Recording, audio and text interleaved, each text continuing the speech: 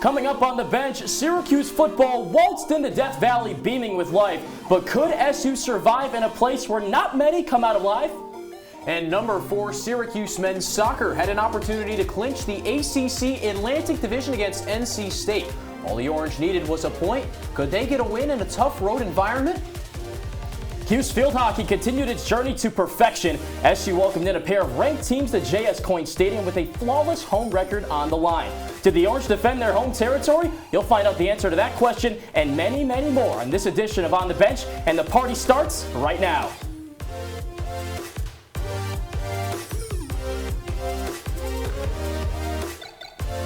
A pleasant hello from the CitrusTV studios, along with Ian Unsworth. I'm John Eads. Thanks so much for joining us for this week's rendition of On the Bench. We've got tons of stuff to cover as always, so let's just get right down to business. Syracuse football was in action against Clemson, and let me give you a couple of years, 1959, 1987. The latter is the most recent time that Syracuse football stake claim to a perfect 6-0 record. As for the former, well, that would be the last time a 6-0 SU football team met an opponent who was also 6-0 or better. That was the situation on Saturday when 14th-ranked Syracuse traveled to Death Valley for a date with 5th-ranked Clemson.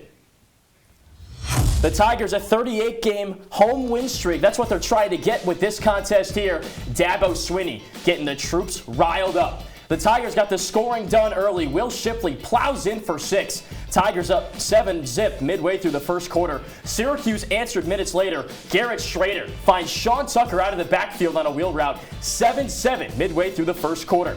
Now, no scoring until the 10-minute mark of the second quarter. Then Jihad Carter finds a present lying on the turf. He scoops it up and he's off to the races, 90 yards to the crib, 14-7 Syracuse. Moving ahead, 2 minutes to go in the first half. Garrett Schrader waits, escapes, turns the corner, and scores. An impressive first half for Syracuse, 21-10, the Cuse on top of Clemson at the break.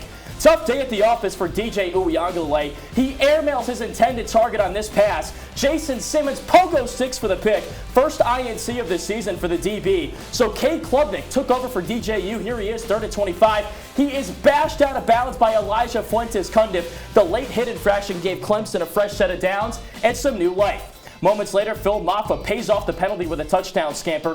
2-point conversion, no good. It's 21-16 SU early in the fourth. But Clemson kept pounding the rock. Shipley breaks loose. He glides past Justin Barron and strides into the end zone. 2-point try, good as well. 24-21 Clemson. Last chance now for Syracuse. Down 6, under a minute to go. Schrader up top for Alford. He's got it. A one-hand snag and a tiptoe by the Canadian to keep SU's hopes alive. But then, death became inevitable. Schrader tries to slot a pass into triple coverage. R.J. Mickens sees it all the way. Ball game. Syracuse's hopes at a perfect season deceased in Death Valley. 27-21 the final score. And for more of the game, we go to Jacob Morris. Your history of Memorial Stadium. Number 14, Syracuse, had every opportunity to take down number 5, Clemson. The Orange held a 21-10 lead with 13 minutes remaining. Then Clemson head coach Dabo Swinney inserted 5-star freshman quarterback Cade Klubnik.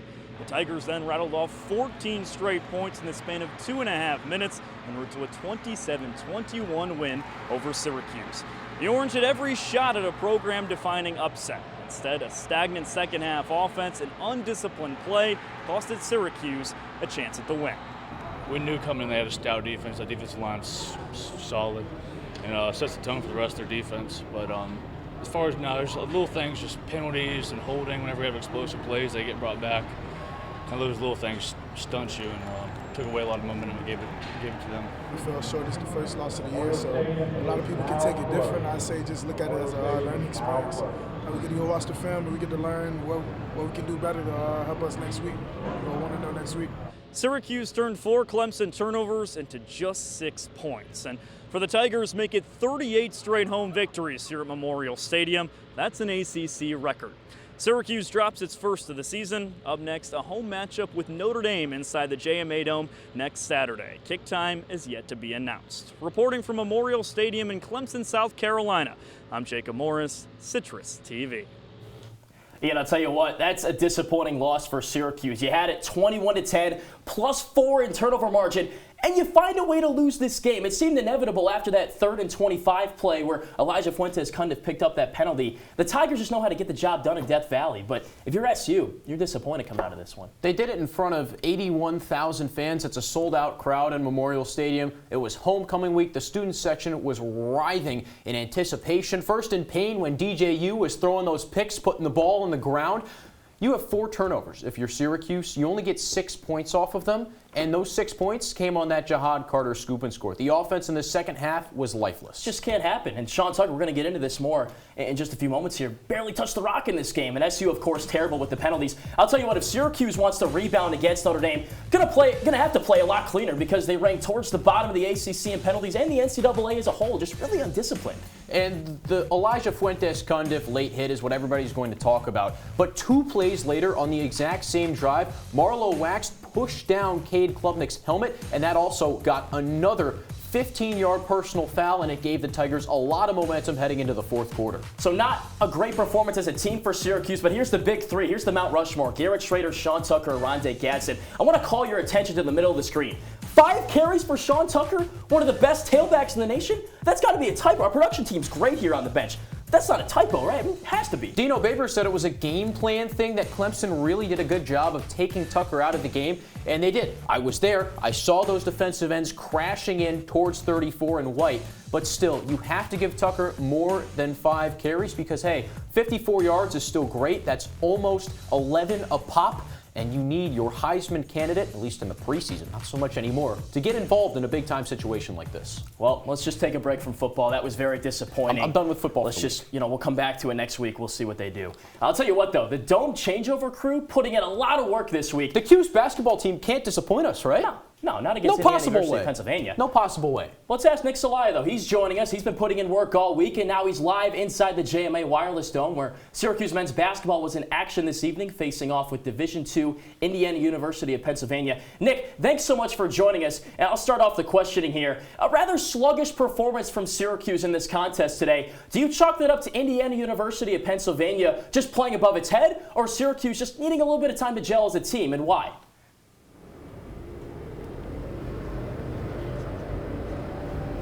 John, I think it's a little bit of both, to be honest. Indiana University of Pennsylvania, and I want to say their full name because they deserve that type of respect. IUP is one of the best Division II programs out there. 33-3 last year, made the Division II semifinals. So I think this was a really good Division II team. And for Syracuse, it's just going to take time to mesh. Last year, they came into the season with a starting 5 and a 6th man full of veterans. These were upperclassmen who had played college for years. Now, 7 of the 12 rotational players tonight are underclassmen, 6 of them being freshmen, and the 1 sophomore being Betty Williams. So I think absolutely it's just going to take some time for these guys to get going. Nick, a lot was made about that 86-68 final score. Syracuse scoring 54 in the second half, but also a lot of noise in the preseason about Joe Girard moving to the 2 guard. And I mean, just today, he was named to that Jerry West preseason watch list for the best shooting guard in the nation. How'd JG3 look in his debut at the 2? It wasn't pretty all the time. Joe Girard, he is transitioning to that shooting guard position, which I feel like he'll be more comfortable with. And it also helps that you have a guy like Judah Mintz in the backcourt who can play that 1. He can be a playmaker. He can get you the ball on the wing, on the corner, wherever you need. And it felt like Girard tonight was using some screens. He had lots of size and length out there where he could come off a screen and find an open shot. At times, it felt like he was trying to shoot a bit deep, kind of like last year, where he would jack up 3-pointers. But I really like what I saw from him in the second half. He really settled down, took his role as that 2 on the floor, and took some nice shots and finished with 17 points. Joe Girard, one of the most veteran players on this Syracuse team. I want to ask about the underclassmen. They got a lot of run in this game. Nick, how do you think the freshmen looked in their first college basketball action?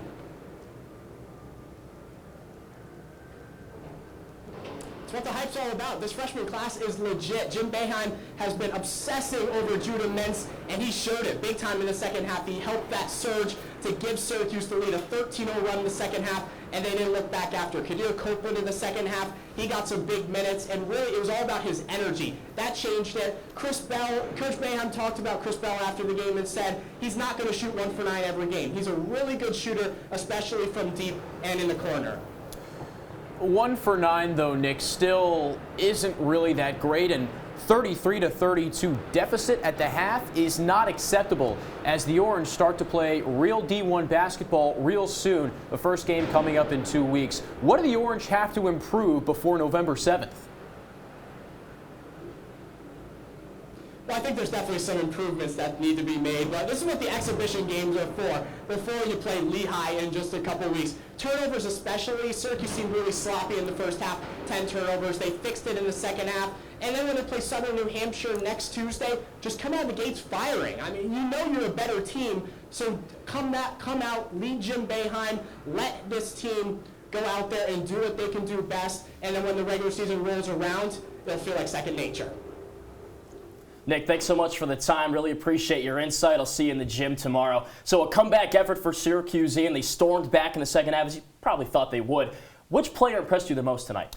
If I had to pick a player, it'd probably be Judah Mintz, just because of his confidence. 13 shots in your first collegiate action and then coming away with 14 points. The other thing, though, you need to see more of him as a point guard, only 1 assist, and he's the one he has to distribute as well. Still lots to get to here on the bench. We're checking in on what's happening on South Campus with Syracuse women's soccer and field hockey after the break. Stay with us.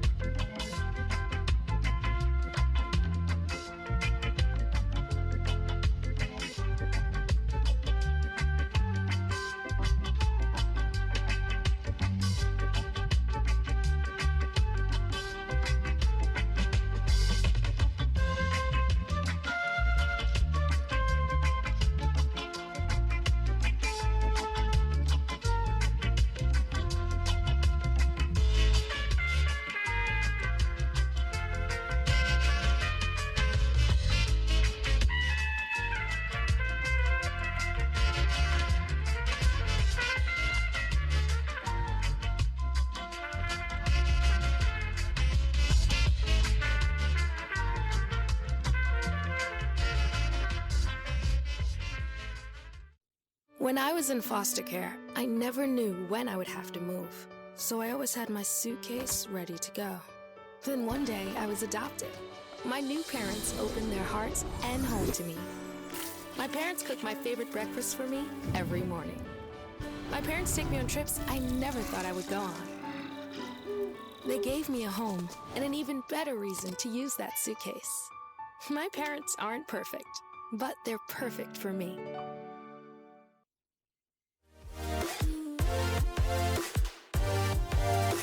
Welcome back to OTB. We've recovered from that basketball nonsense. CitrusTV and Citrus Kaya, John Eads to my right. I'm Ian Unsworth. So, John, after all that, we're heading to men's soccer. The pitch where last Friday the number 4 Orange were 1 point away from clinching the ACC's Atlantic Division. NC State, the Wolfpack, stood in their way.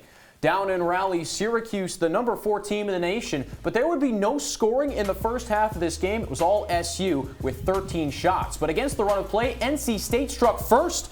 It was Noah Cabeza sneaking it past Russell Shealy, the low right corner, but Syracuse turns on the pressure. 2 minutes later, Noah Singelman's cross turns into an own goal. Kendall Edwards puts it in the back of his own net, and we're tied up at 1 apiece. Syracuse continued to pressure NC State in the second half. The Orange outshot the Wolfpack 20-5, but Lucas Hatsios, the sophomore keeper, had a whale of a game with a career-high 8 saves. Russell Shealy almost gave it away for Syracuse. Enrique Santos puts it over the top. Syracuse only needed a point to clinch, and they got it. The Orange 1-1 tie, top of the ACC Atlantic. Syracuse soccer with 5 wins over top 25 opponents this season. 4 in the last 6 seasons. They took down Notre Dame at home. They took down Clemson on the road, took down NC State, and took down Wake Forest at home as well. The transfers in Nathan Opoku, Levante Johnson, special up front this season, both top 5 in the ACC in goals. Shealy as well, and Cage been very special as a transfer this season too. It seems like the influx of those transfers coming in really helped this Syracuse men's soccer program. The ACC's been very kind to the Syracuse men's soccer program, not so much for the women. The Orange haven't claimed a conference win in exactly a month as of today, and the road struggles continued over the weekend.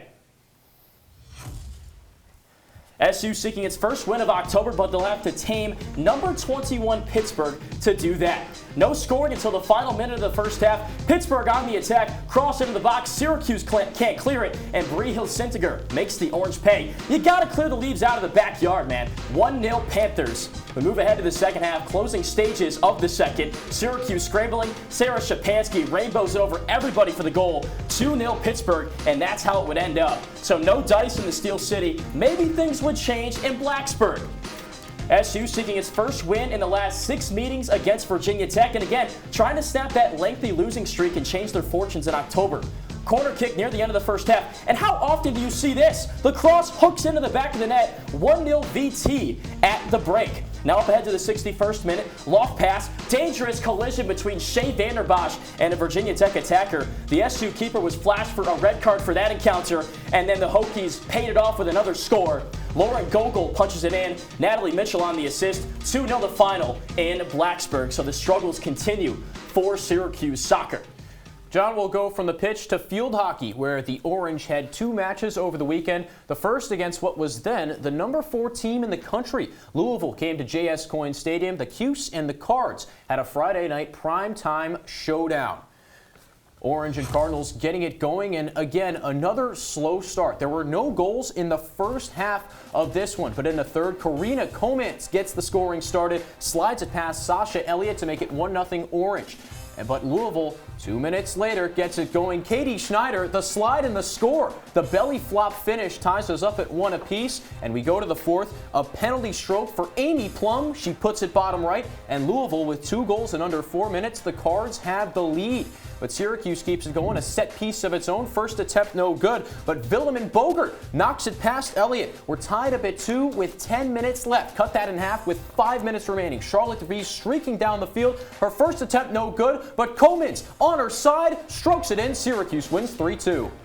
So a big-time bounce-back win for Ange Bradley and company on Friday. They were back in action on Sunday. Another day, another ranked foe. This time it's 19th ranked Rutgers, and it was senior day at J.S. Coyne Stadium. The Orange trying to finish a perfect 9-0 at home this year. The Orange not off to the best start, though. Iris Langigans is open for the rebound here. She finds the loose ball and pokes it in off the penalty corner. 1-0 Rutgers. That would be the score at the half. A lot of scoring in the third period. Zabena van den Eyden jumpstarts it. Little redirect off the shot finds its way into the cage. We're all even at 1. Still in the third, Eefke van den Nieuwenhof with a blast, and it caroms in. Again, off the penalty corner, a powerful strike from the defender. Cuse on top 2-1. But hey, Rutgers can score off the corners too. Lucy Banyatine rips one past Brooke Borsmowski. We're deadlocked again, 2-2. But then Willemijn Bogert with the game-winning goal. She answers the bell with a long-range rocket. 4-3 the final from J.S. Coyne. Today was senior day for 10 Syracuse field hockey veterans, and the Orange showed out. In a 4-3 win over Rutgers, a collective of 4 upperclassmen tallied 2 goals and 3 assists. One of those was Joy Harmont, who emphasizes the importance of senior leadership. We've been an amazing group, and we've been doing it all together. And I'm of course here only for a year, but I think all the seniors mean a lot for everyone. So I'm very proud of them, and it's a good way to end with them in this field. The Orange weren't just dominant at home today, they've been doing it all year. SU is 9-0 here for the first time since 2015 and have outscored its opponents 37-8. When it comes to playing on Coyne, the Cuse has a specific mentality. Something as captains that we tell our team every single Tuesday is remember that we work the hardest on Coyne out of anyone. Nobody's going to beat us on our field, and that's just kind of a standard that we've lived by. And even when we're down on Coyne, we know that we have enough belief to come back because it's something that's so repeated throughout the week that we don't get beat on Coyne. Syracuse moves to 14-3 and heads to Wake Forest next week for a chance to earn second place in the ACC. Game time is set for 5 p.m. on Friday. Reporting for the final time from J.S. Coyne Stadium, Skylar Wilkes, CitrusTV. Thank you, Skylar. Coming up on the bench, it's a Syracuse women's whip around, ice hockey, volleyball, and a 60-second dash after the break. Anywhere, but the best place to start is in the forest. I spy something beginning with S. Snow? No. Snow-covered trees? Nothing to do with snow. Head outside to discover incredible animals and beautiful plants that come together to create an unforgettable adventure. Wow. So grab your loved ones. Don't even. And explore a world of possibilities. Come on, this way. Visit discovertheforest.org to find the closest forest or park to you. Well, Thomas, you've got pre-diabetes. But with more exercise and a change in diet, it can be reversed. I've tried exercising. It just makes me hungry for bacon. I love bacon, too. And who really likes to exercise? Not me. Me neither. Nobody. So we're good? What? Oh, you still have pre-diabetes. Big time.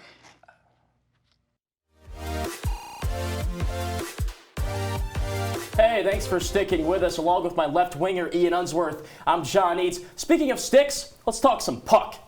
Syracuse women's ice hockey was in action in the Lake Placid tournament over the weekend, but SU's season not been off to a great start thus far. Oh, no. Rough going lately for the Orange Skaters. The Cuse carried a 5-game losing streak into the Icebreaker tournament at Lake Placid this weekend, and well, Ian, things didn't get much better on the sheet of miracles. The Orange did get their first point of October in a tie against Holy Cross, but then a third straight loss to 11th-ranked Clarkson. This team's in trouble right now. The problem is the defense, John. You and I love reading with lunch, nothing like a good sandwich, but that SU back is Swiss cheese. Ariel DeSmet's doing her best. She's saving over 90% of shots, but the Orange are giving up over 3 goals a game. They don't have a clean sheet this year. Still not into CHA play just yet, though, so these losses and ties and whatnot don't exactly hurt Syracuse. They'll get going against RIT pretty soon. Well, hopefully Syracuse volleyball can put up a bit of a better effort. They headed south this weekend for matchups in Clemson and Atlanta. The Orange faced a Tiger team that had struggled in conference competition and a Yellow Jacket squad that was 10th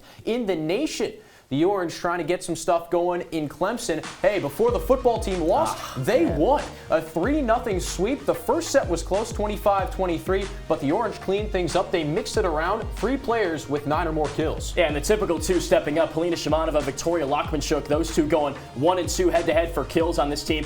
Every time Syracuse plays Clemson, on the volleyball court at least, they've had the Tigers' number. They look very good, very spectacular. They swept them last year, too, right here in the women's building. So, team's looking great. Nice win over the Tigers. They've been good on the road at times this year. But we have to say it, the script flipped against Georgia Tech. Syracuse really struggled to convert. They hit 1.126%. John, that's not good. It's not going to get the job. You got to be at least above, I would say, 200 in that category. But Georgia Tech's a great team, ranked 10th in the country, and they beat Syracuse in the women's building last year. They're good every single year. So, you get the win over Clemson. I think you put more stock into that one because GT is tournament bound for sure. Up next on the bench, we're putting a bow on today's show. And hey, if you got a friend who was snoozing for the last 20 minutes, waiting for the end, wake them up. Plays of the week and performers of the week coming right at you. Don't go anywhere.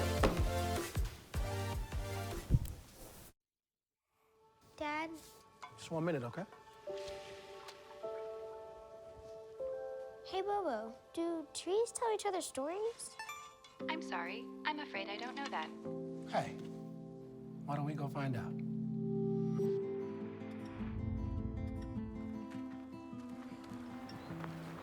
Listen.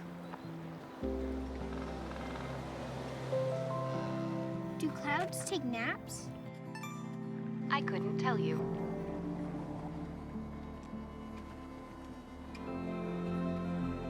Can birds draw pictures? I don't have an answer for that. Dad, do stars visit their friends? Look!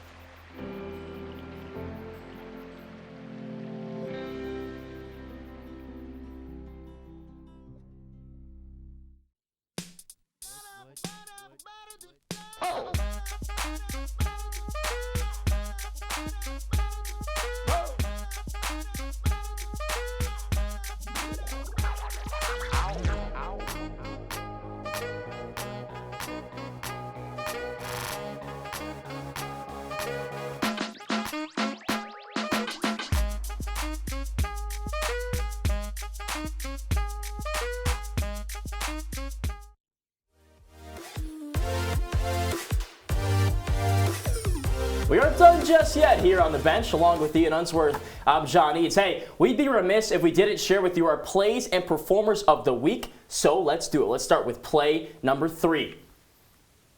We're going to the Syracuse field hockey team for this one. Charlotte DeVries streaking down the field. Her shot, no. Karina Coleman's, though, there with the rebound. That's the game-winning goal. Syracuse takes down Louisville 4-3. A ranked win for the Cuse, and Coleman's making a big-time play. John, I hate to say it, that's the only top play that's going to mean something, but number 2 is still pretty darn cool from what I think is an underutilized weapon in Syracuse football's offense. It's Damian Alford with his circus catch against Clemson last Saturday. A one-handed, sticky-fingered grab, a little ballerina toe tap for 22 yards. Alford kept that offense moving. They couldn't pull it out, though. Let's go from offense to defense, but stay in Death Valley. How about Jihad Carter? Marlo Wax, Deuce Chestnut forced the fumble. Carter's got it, and he's off to the races. Giddy up, baby. 90 yards to the house, scoop and score. That gave Syracuse a lead, one they would relinquish, but a great play nonetheless by the DB. I've never heard a student section so quiet. After that play, you could hear a pin drop, right? Shut them up. Well, now we move from our plays of the week to our performers of the week. Spoiler alert, you might hear some of those names again. This one's new, though. How about some love for SU volleyball and its setter, Riley Hoffman? She had a big-time performance in Syracuse's road match against Clemson. Also performed well against Georgia Tech. Hey, she's a Michigan native, Ian, and you know what they say about us? You know, we're too nice. And she was setting everybody up in these contests over the weekend. 31 assists in the 2 games this weekend. And this is a player that's got 360 helpers this year. She had 9 all of last season. So a great weekend here, and she's having a great season as well. Congratulations, Mrs. Hoffman. Miss Hoffman, I should say. Wow. So, John, we go from 3 to 2. There are some athletes you can never get tired of watching. Sean Tucker, Owen Hiltz come to mind for me, and our second player of the week falls in that category. We present to you field hockey's Karina Coleman's. Hey, we've talked about her a ton already, but she scored the first and third and final goal against Louisville last Friday. The game winner you just saw was her 14th of the season. That's second best in all the ACC. She's also second in the conference in total points per game, pacing the Orange at over 2. Along with those 14 goals, she's got 7 assists through 17 contests. That's why she's our player of the week. And that Coleman's name sounds familiar. This one might too. Jihad Carter, your performer of the week. The final performer of the week, I should say, had an incredible game against Clemson. He had probably the best game of his career at this point, and that's saying a lot because he was a freshman All-American. How about a pick, a 90-yard scoop and score, and then a pedestrian season-high 9 tackles to cap it off. Clap it up for number 1. The former freshman All-American surely made his presence felt in Death Valley in Syracuse's tough loss. You know what, John? He didn't even play against Clemson last season in the Dome, so he went into a tough environment, didn't really know the scheme with a first-year offensive coordinator game playing against him. Great adjustments from Carter and Tony White's defense overall, but sometimes things are tough, and the offense didn't back up that D. We'll see if the Orange can re-rack and get that W back coming up against Notre Dame this weekend on Saturday. But I tell you what, Jihad Carter certainly had some fun under the sun in South Carolina. You did as well. You look good. Not too I got a little tan, a little burnt, but I enjoyed Clemson, all things considered. Well, unfortunately, that's all the time we have for and all the fun we have time for on this week's edition of On the Bench. It's been a pleasure as always. Thank you so much for choosing to spend some of your time with us. Nice to see the basketball team in action. The Orange getting a win over IUP. But making me bite my nails a little bit. I mean, IUP, Southern New Hampshire next week. Lehigh, John, you and I will be in the Dome for that one. Oh boy, let's start our engines. You just never know with this team, especially early on in the season. We'll see what the Cuse basketball team has for us in the season opener coming up soon. But for my co-host, Ian Unsworth, our executive producer, Jesse Cook, and the entire production team, as well as everybody else behind the scenes, I'm John Eads saying so long. Thank you once again. To show our appreciation to you, here are our images of the week. Enjoy. Trying to come from behind, and Shipley is fumbled. They turn it over for the 3rd time. And Leangole fumbles the football. It is scooped up by Syracuse. It's Jihad Carter, and nobody is going to catch him. They're trying for Tucker. He's open on a wheel route and has a touchdown. Big in rushing, and Klubnik got stopped in his tracks. Okay, it was a mistake on our part.